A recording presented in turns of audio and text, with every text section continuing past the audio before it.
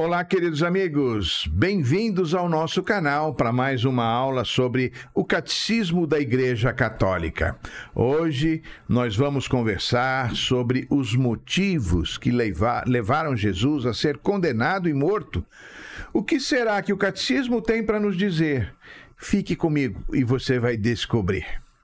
Talvez vocês já tenham percebido, mas eu fiz uma pequena mudança no nome do nosso canal, que passou de Crescer na Fé para Crescer na Fé Católica. A razão da mudança é que havia um outro canal com o mesmo nome e isso vinha causando alguma confusão. Assim, em vista desta mudança, desta alteração de nome, eu reforço com vocês o pedido para que confiram se ainda estão inscritos e, se não estiverem, se inscrevam. E também peço que vocês compartilhem este vídeo com a sua rede de contatos e, no final, se você tiver gostado deste vídeo, não deixe de dar aí o seu positivo, tá bom? Eu sou Ronaldo Pedroso e nós vamos então à nossa vinheta e já já nós retornamos. Até já!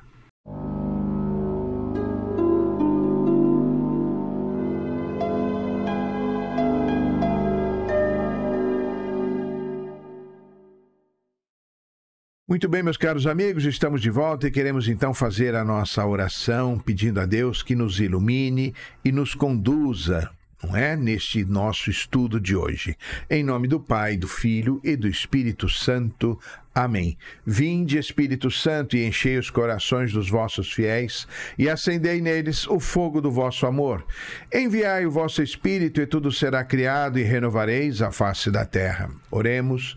Deus, que instruístes os corações dos vossos fiéis, com a luz do Espírito Santo, fazei que apreciemos retamente todas as coisas segundo o mesmo Espírito, e gozemos sempre da sua consolação, por Cristo Senhor nosso. Amém. Ave Maria, cheia de graça, o Senhor é convosco. Bendita sois vós dentre as mulheres e bendito é o fruto do vosso ventre, Jesus. Santa Maria, Mãe de Deus, rogai por nós, pecadores, agora e na hora de nossa morte. Amém. Santa Maria, Mãe de Deus, rogai por nós, em nome do Pai, do Filho e do Espírito Santo. Amém.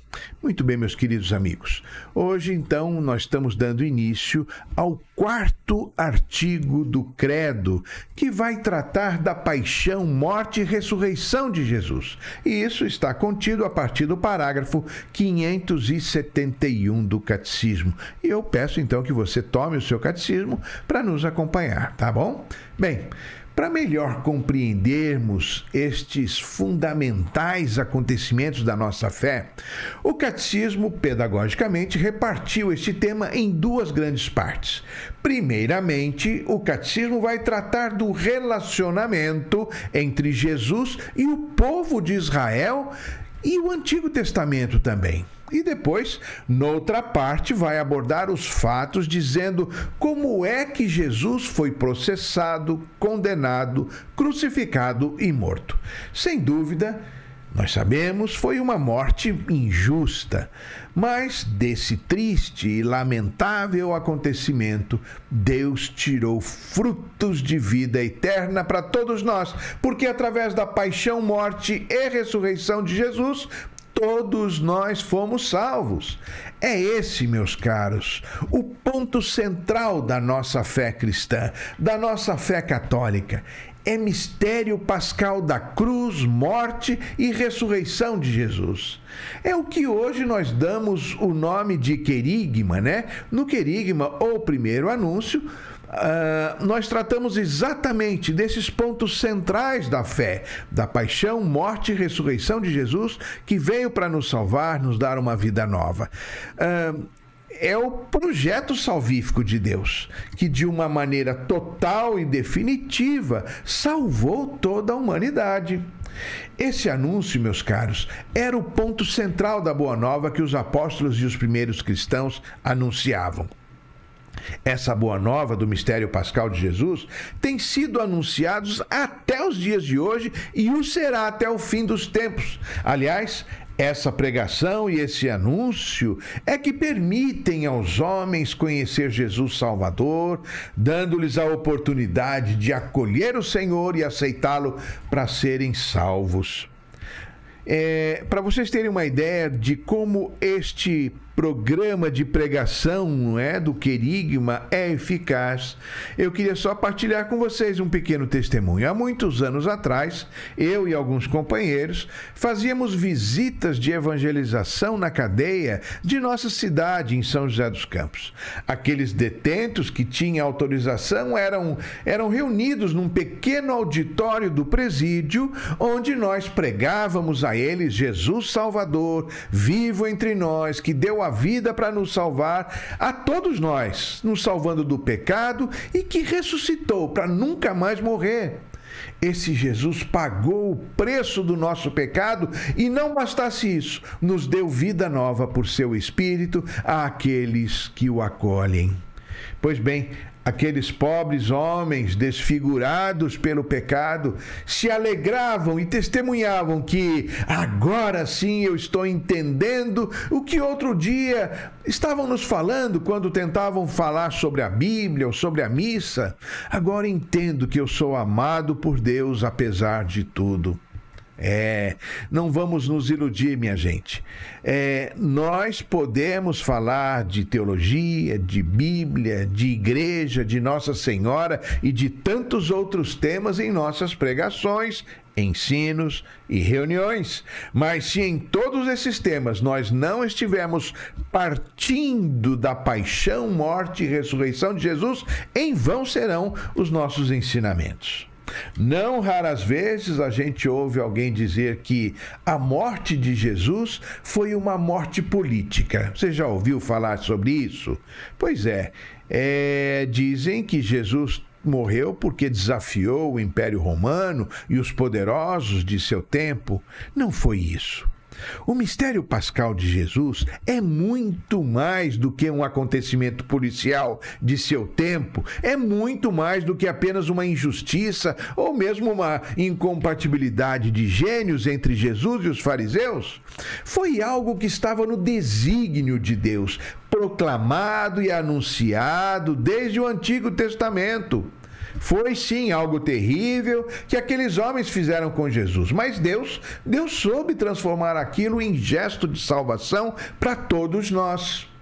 De fato, os próprios evangelhos nos atestam esta ideia. O próprio Jesus preanunciou sua morte em 3 ocasiões. E depois de ressuscitado, Jesus caminhava com os discípulos de Emaús e dava a eles a interpretação correta e definitiva daqueles acontecimentos, quando disse a eles: não era preciso que o Cristo sofresse tudo isso e entrasse em sua glória? O parágrafo 472 nos explica que a Igreja sempre permaneceu fiel a esses ensinamentos e à interpretação de toda a Escritura. Tudo o que Jesus sofreu foi o ápice de um processo marcado por muito sofrimento, por rejeição dos anciãos, rejeição dos sacerdotes e escribas, até que foi entregue aos gentios para ser açoitado, escarnecido e crucificado. Muito mais do que a gente explicar esses acontecimentos como fatos históricos, é a nossa fé que será capaz de bem compreender o mistério de um Deus feito homem e que morreu em nosso lugar para nos salvar. A nossa fé nos dará o sentido exato da nossa redenção em Cristo. Os próximos 3 parágrafos, a partir do 574, vão nos falar então do relacionamento de Jesus com Israel, com os judeus de seu tempo. E vem a nós a grande pergunta: por que é que os fariseus, os sacerdotes, os escribas e os seguidores de Herodes planejavam matar Jesus? Por que fizeram tamanha infâmia? Quando a gente lê os evangelhos, nós descobrimos rapidamente por que Jesus foi morto. O próprio parágrafo 574 nos traz uma lista de razões. Foi porque Jesus expulsou os demônios, porque Jesus perdoou pecados, curou em dias de sábado, trouxe uma interpretação nova sobre as leis relativas à pureza, não é? Ele conseguiu a inimizade dos publicanos e pecadores públicos. Jesus se aproximou de pessoas mal intencionadas e até mesmo de alguns que estavam possuídos do demônio. Jesus foi acusado de blasfêmia e de falso profetismo, que eram crimes religiosos que a lei condenava com a pena de morte por apedrejamento. O fato é que aquela gente achava que Jesus era um homem que queria se fazer de Deus, quando na verdade era exatamente o inverso. Ele era Deus que se fez homem para nos salvar. Jesus não era simplesmente um profeta, ele era Deus, o Deus conosco. Nós sabemos como é que Jesus incomodou aquela gente, não é? Em especial as autoridades religiosas judaicas da época. Não era que Jesus fosse um inconsequente e desobediente às leis, mas que o amor e o bom senso deveriam estar acima de tudo. E não era o que acontecia. As leis judaicas ultrapassavam o número de 600 leis. A gente tem dificuldade em cumprir nossos 10 mandamentos. Imagine aqueles 600, hein? Pois é, para vocês terem uma ideia a que ponto aquelas leis engessavam os judeus, se uma casa, por exemplo, pegasse fogo no dia de sábado, as pessoas não poderiam apagar o fogo. Não era permitido andar no sábado mais do que alguns poucos metros da sua casa. Não podiam cozinhar, acender fogo, escrever, dentre muitas outras coisas. E, apesar deles terem tido grande proximidade com Jesus, na verdade eles eram muito resistentes em aprender alguma coisa com o Senhor. Simplesmente o rejeitavam. É verdade que algumas práticas de Jesus coincidiam com a fé dos judeus. Por exemplo, eles também esperavam a ressurreição. Exceto os saduceus, que não acreditavam na ressurreição, os demais acreditavam também. Eles exercitavam o jejum, a esmola e a oração. Os judeus também chamavam a Deus de Pai. Mas vejam que Jesus era judeu, sua mãe era judia, ele foi circuncidado no 8º dia, de acordo com a lei, e frequentava o templo de Jerusalém junto com seus discípulos. Enfim, Jesus era um legítimo judeu. Ele ensinava como quem conhecia e participava dos ritos judaicos. No entanto, para muitos judeus, em especial os doutores e mestres da lei, eles achavam que Jesus agia deliberadamente para afrontar as instituições e valores judaicos. Diziam que Jesus não observava a lei na sua integralidade, em especial na sua interpretação.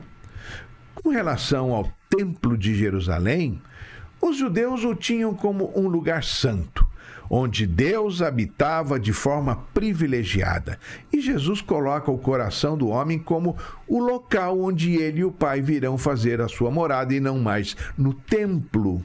E ainda, no relacionamento com Deus, os judeus tinham que ninguém poderia compartilhar a sua glória. E Jesus diz que ele e o Pai eram um.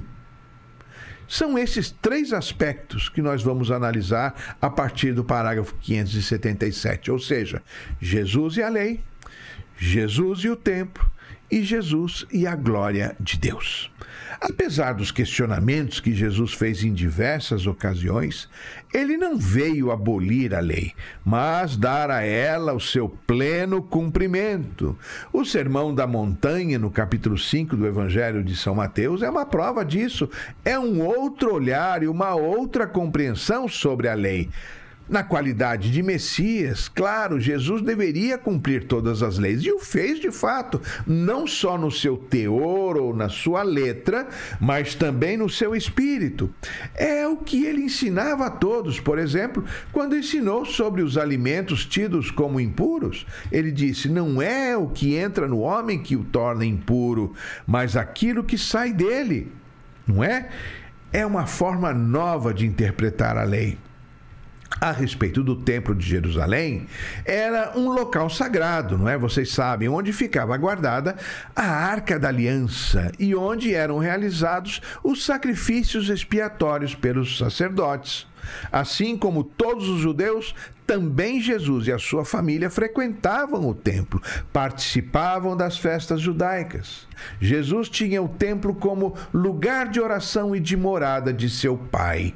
E por isso foi tão firme e rigoroso quando expulsou os vendilhões que faziam daquele lugar sagrado um desrespeitoso comércio. Jesus previu a destruição do templo e até chorou por isso, fato que aconteceria anos depois, no ano 70, sob o comando do general Tito. É interessante observar que Jesus se identifica ele mesmo com o templo ao se apresentar como morada definitiva de Deus entre os homens. E ainda quando disse que o templo seria destruído, mas que seria reerguido em 3 dias, fazendo alusão à sua própria morte e ressurreição. Como afirmou São João, vem a hora em que não adorareis o Pai nem neste monte, nem em Jerusalém. Mas vem a hora, e já chegou, em que os verdadeiros adoradores hão de adorar o Pai em espírito e verdade, e são esses adoradores que o Pai deseja. Por fim, minha gente, sobre a fé de Israel no Deus único, o Catecismo nos ensina que muito mais do que ser contradição quanto à lei e ao templo, Jesus foi sim verdadeiro escândalo em seu papel de redentor dos pecados, que só Deus poderia fazer. Jesus comia com os pecadores e publicanos, dizendo que a sua missão era com os pecadores e não com os justos. Escândalo maior foi quando tinha atitude misericordiosa com os pecadores e os perdoava. Repito, só Deus pode perdoar pecados. A exemplo do que Deus falou a Moisés lá no Antigo Testamento, Jesus se apresenta como divindade quando ele diz: antes que Abraão fosse, eu sou. Diante de tudo isso que a gente conversou, não é? A condenação de Jesus se deu por causa da dureza dos corações daquela gente. Como dissemos, por causa da lei que ele cumpriu plenamente e denunciou sua transgressão. Por causa do templo de Jerusalém que se tornou símbolo de sua própria vida e por se revelar Deus perdoando pecados, fazendo milagres, dizendo ser um com Deus Pai. E eu pergunto então a vocês, qual é a lição que a gente tira para nós a partir desses ensinamentos do catecismo, hein? Às vezes nós fazemos da nossa prática religiosa um mero código de normas que precisa ser cumprido, colocando a lei acima da caridade. Santo Agostinho afirmou: ama e faze o que quiseres. Outra coisa, em qual Jesus nós manifestamos a nossa fé, hein? É um Jesus que fala palavras bonitas e que enche de paz o nosso coração, tão somente? Um Jesus milagreiro? Um Jesus que nos pede coisas difíceis para viver? Quando agimos como aqueles fariseus, nós estamos, na verdade, contribuindo para que mais um prego seja usado na crucifixão de Jesus. Está parecendo coisa difícil de acontecer, hein? Não é difícil, não. Aliás, é muito frequente. Como eu tenho escutado as críticas feitas, por exemplo, ao nosso Papa, quando, a exemplo de Jesus, ele recebe e acolhe pecadores, pagãos, pessoas de outras religiões, etc. Não sejamos nós os fariseus dos nossos tempos modernos. Nós cremos sim em Jesus, o Filho único de Deus, que se fez homem e morreu em nosso lugar para nos redimir. Jesus é nosso Senhor e Salvador. Vamos testemunhar isso ao mundo. Vamos acolher os ensinamentos de Jesus na unção do Espírito Santo, no exercício da caridade, transformando tudo em nossa vida. Muito bem, meus caros. Era este o recado que eu tinha para deixar para vocês hoje. Eu recomendo fortemente que vocês leiam todos estes parágrafos, desde o 571 até o 594. E reforço o pedido que fiz no início. Se você não tiver inscrito, se inscreva, curta e compartilhe este vídeo. Fiquem todos na paz do Senhor Jesus e até o nosso próximo encontro, se Deus quiser. Tchau, tchau.